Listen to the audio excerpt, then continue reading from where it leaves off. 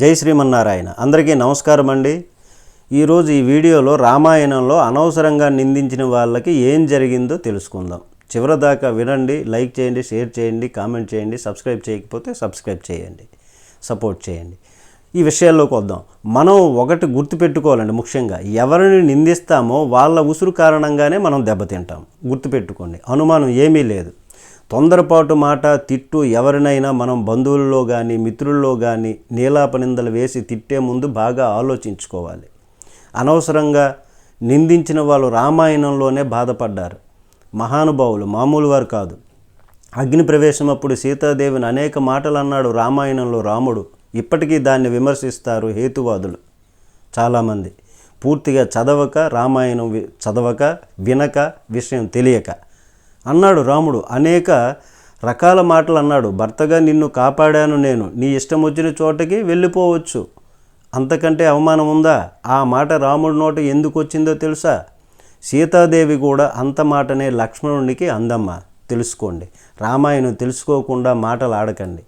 మాయలేడి కోసం ఆయన వెళితే హా సీత, హా లక్ష్మణ అని అరిస్తే వెంటనే లక్ష్మణుడిని వెళ్ళమంటే నేను వెళ్ళనమ్మా, నీకు తెలియదు, ఇది రాక్షస మాయ, వాడు అనేక రకాలు మాయలు చేసేవాడు, మిమిక్రీ చేయలేడా? అలాగే రాక్షసుడు లేడి వేషంలో వచ్చాడు, ఇప్పుడేమో అన్న స్వరాన్ని అనుకరించాడు, హా సీత, హా లక్ష్మణ అంటున్నాడు. అది మా అన్నగారి గొంతు కాదమ్మా, నా మాట విను అంటే సీతమ్మ ఎంత మాట అందని తెలుసండి. మీ అన్నగారు చనిపోతే నన్ను పెళ్లి చేసుకోవాలని చూస్తున్నావు, నేను అగ్ని ప్రవేశం చేస్తాను కానీ నీకు లొంగను అందావిడ. అంత మాట లక్ష్మణుడిని అనొచ్చా? అందువల్ల ఆవిడికి పట్టింది గ్రహస్థితి. చూడండి, ఆ లక్ష్మణుడు చూస్తుండగానే అగ్ని ప్రవేశం చేయవలసి వచ్చింది. అనవసరంగా లక్ష్మణుడిని నిందించినందుకు దాని ఫలితాన్ని సీతాదేవికి తగిలింది. దాని ఫలితం సీతాదేవికి తగిలింది.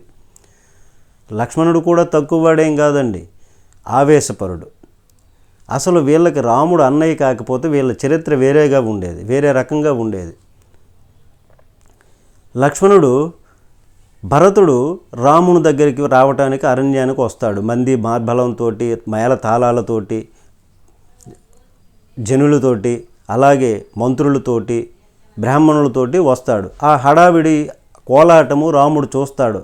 లక్ష్మణ, ఎవరు వస్తున్నట్టున్నారు, ఆ కోలాటం ఏంటి, ఆ హడావిడి ఏంటి, ఒకసారి ఎవరు వస్తున్నారో చూడు అని భరతుడికి చెప్తే భరతుడు తాటి చెట్టు ఎక్కుతాడు. తాటి చెట్టు ఎక్కి చూస్తాడు. వచ్చినవాడు భరతుడనే గ్రహిస్తాడు.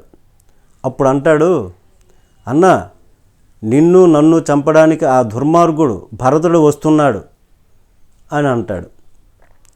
ఇదెంత తప్పండి ఈ మాట. కాబట్టి దానికి కూడా ఆయన సరైనటువంటి పరాభవాన్ని పొందాడు. అయోధ్య నగరం నుంచి వస్తున్నటువంటి భరతుడికి ఆ మాట అన్నందువలన లక్ష్మణుడు కూడా పరాభవాన్ని అనుభవించాడు. అప్పుడు లక్ష్మణుడిని అనుమానించే ఫలితం సీతాదేవిని కొట్టేసింది. సీతాదేవిని భరతుడిని అనుమానించే ఫలితము లక్ష్మణుని కొట్టేసింది. సీతాదేవిని అనుమానించి మాట్లాడిన ఫలితం రాముడిని కొట్టలేదండి. ఎందుకంటే ఆయన అవమానించలేదు, ఆయనకు అనుమానం కూడా లేదు.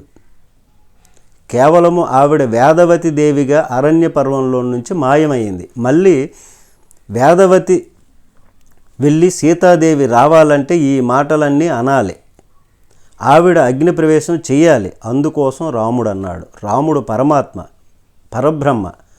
అందుకే ఆయనకి ఎటువంటి కర్మ ఫలితము కూడా తగల్లేదు. మనం ఒకటే, మనం ఒకవేళ ఎవరినో అవమానించవలసి వచ్చినా గుర్తుంచుకోండి, మనసులో ఏమనుకోకుండా, మనసులో కల్మషం లేకుండా బయటికి అంటే అది పర్వాలేదు. దానివలన మనకి ఎటువంటి ఇబ్బంది, ఎటువంటి అపవాదు కలగదు. కానీ మనసులో ఒకలాగుండి బయటకు ఒకలాగా అన్నాం అనుకోండి, దాన్ని ఎప్పుడో ఒకప్పుడు మనం అనుభవించాలి. ఈ పెద్దవాళ్ళ కంటే మనం ఏం గొప్పవాళ్ళం కాదు కదా. కాబట్టి అట్లాంటి బాధలు లేకుండా, ఎవరిని అనవసరంగా నిందించకుండా ప్రశాంతమైనటువంటి జీవితాన్ని గడపాలని కోరుకుంటూ సెలవు. జై శ్రీమన్నారాయణ.